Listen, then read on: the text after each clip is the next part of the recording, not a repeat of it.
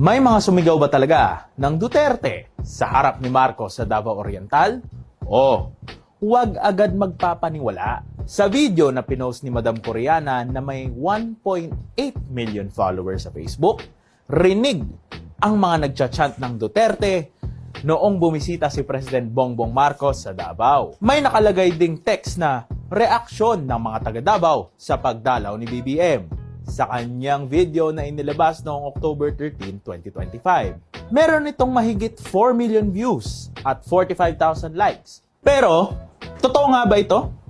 Hindi, kasi altered or edited ang video na ito. Pinatungan ng audio ng mga chants. Ano nga ba ang nangyari? Nanggaling ang original clip na ito ni Marcos mula kay Maris Calipayan Masinadyong sa Facebook na pinost ng ilan oras lamang bago ang altered video. Kinuha ito nang dumalaw si Marcos sa Davao Oriental noong October 13, 2025. Matapos tamaan ito ng magnitude 7.4 na lindol at magnitude 6.7 na aftershocks noong October 10, 2025.